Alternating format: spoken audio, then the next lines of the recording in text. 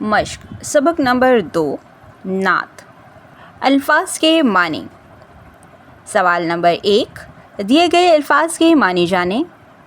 بشر انسان، کامل مکمل، مشکیزہ چھوٹی مشق، تیغ تلوار، شعور کسی کام کو انجام دینے کا سلیقہ آگاہی، زہد پرہیزگار، خوشقبا خوش لباسی، معتبر اعتبار کے قابل، نصاب متن درس، نہا چھپا ہوا، واجبی ٹھیک مناسب معمولی، عظیم جلیل القدر۔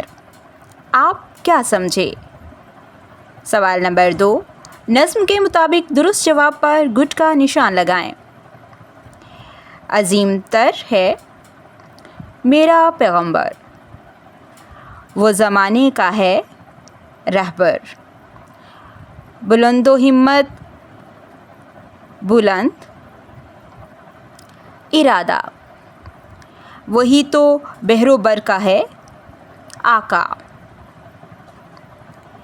جو غالب آ کر بھی کر لے صلح۔ سوال نمبر 3، نظم کے مطابق کالم الف کو کالم بے سے ملا کر اشعار مکمل کریں۔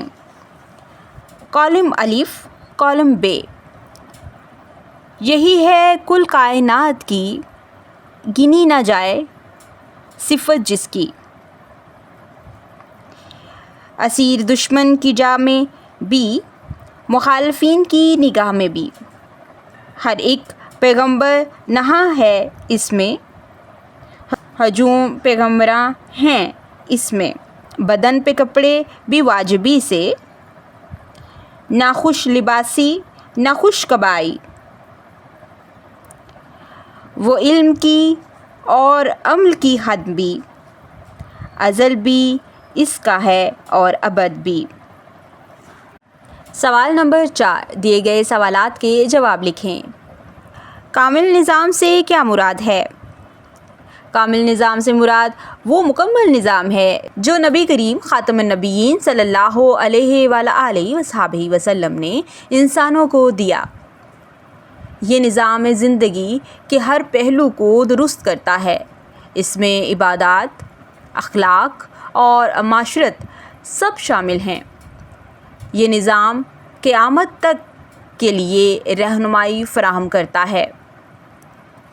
اس نظم میں نبی کریم خاتم النبیین صلی اللہ علیہ وآلہ وصحبہ وسلم کے ذاتی استعمال کے کن کن چیزوں کا ذکر آیا ہے؟ نظم میں نبی کریم خاتم النبیین صلی اللہ علیہ وآلہ وصحبہ وسلم کی سادہ زندگی کا ذکر کیا گیا ہے۔ آپ خاتم النبیین صلی اللہ علیہ وآلہ وصحبہ وسلم کے پاس ایک مشکیزہ، چٹائی اور چارپائی تھی۔ آپ خاتم النبیین صلی اللہ علیہ وآلہ وصحبہ وسلم سادہ کپڑے پہنتے تھے۔ آپ خاتم النبیین صلی اللہ علیہ وآلہ وصحبہ وسلم دنیاوی آسائشوں سے دور رہتے تھے۔ نبی کریم خاتم النبیین صلی اللہ علیہ وآلہ وصحبہ وسلم کو صادق اور امین کیوں کہا جاتا تھا؟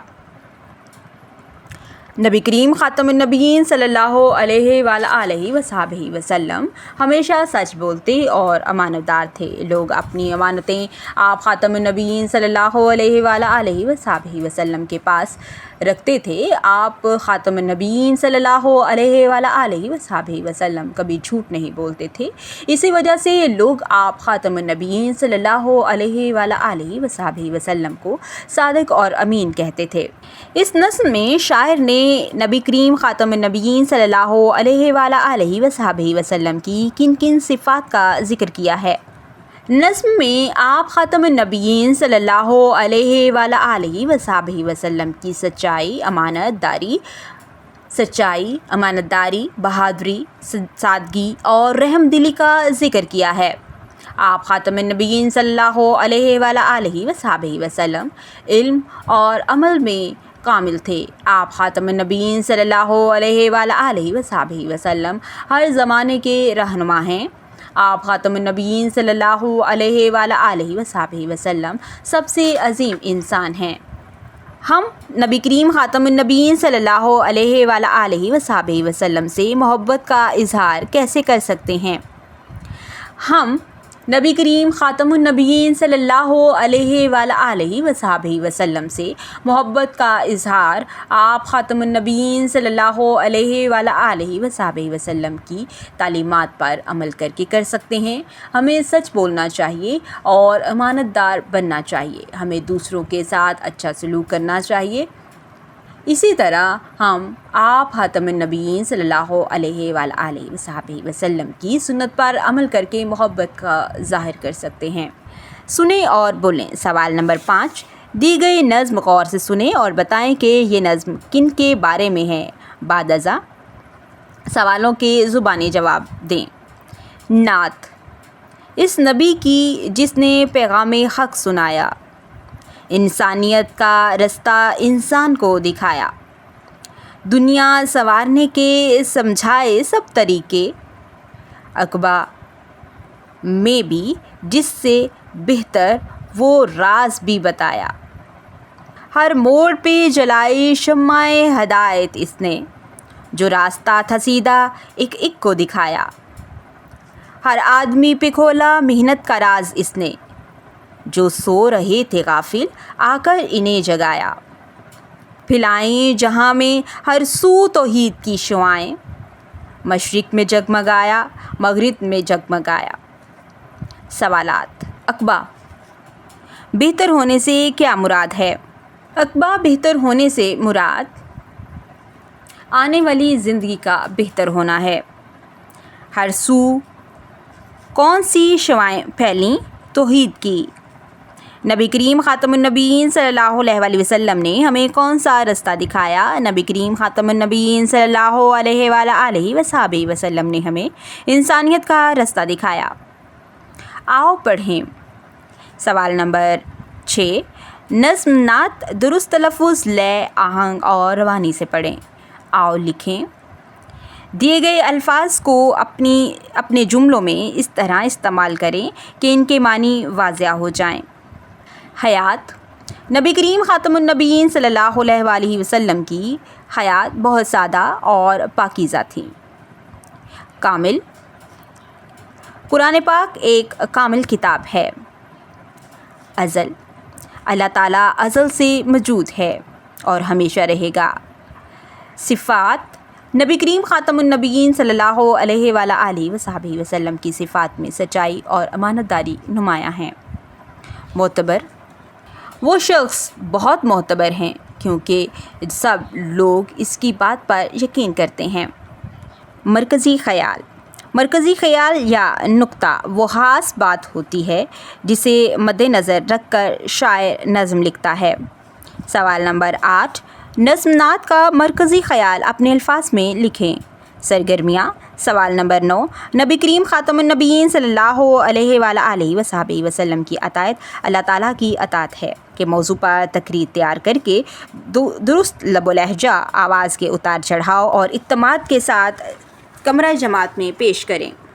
سوال نمبر 10، لائبریری سے نعتوں کی کوئی کتاب لے کر یا جدید ذرائع ابلاغ کی مدد سے نعتیں منتخب کر کے کمرہ جماعت میں پڑھ کر سنائیں۔ بعد ازاں نعتیہ کلام پر مشتمل کتابچہ بنائیں، اس کا اچھا سا عنوان اور سرورق بنائیں اور اسے لائبریری میں رکھیں تاکہ دوسرے بچے بھی اس سے استفادہ کر سکیں۔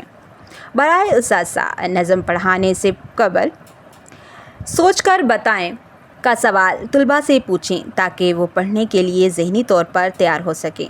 مزید جاننے میں دی گئی معلومات بھی طلباء کو نظم پڑھنے سے قبل دیں۔ طلباء سے نظم خوانی درست تلفظ، لے، آہنگ اور روانی سے کروائیں۔ مشکل الفاظ کے درست تلفظ اور معنی بتائیں۔ ہر شعر کے اختتام پر طلباء کو اس کا مفہوم بتائیں۔ ٹھہرے اور بتائیں کے تحت دیا گیا سوال نظم پڑھنے کے دوران میں طلباء سے پوچھیں تاکہ نظم سے متعلق طلباء کا فہم کا جائزہ لیا جا سکے۔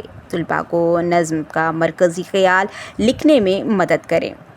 سرگرمیوں کے حل کرنے کے لیے طلباء کو مدد فراہم کریں۔ امید کرتی ہوں آپ نے آج کی اس ویڈیو سے بہت کچھ سیکھا ہوگا۔ مزید سیکھنے اور جاننے کے لیے ہمارے ساتھ رہیے گا۔ ملتے ہیں اگلی ویڈیو میں، تب تک کے لیے اللہ حافظ۔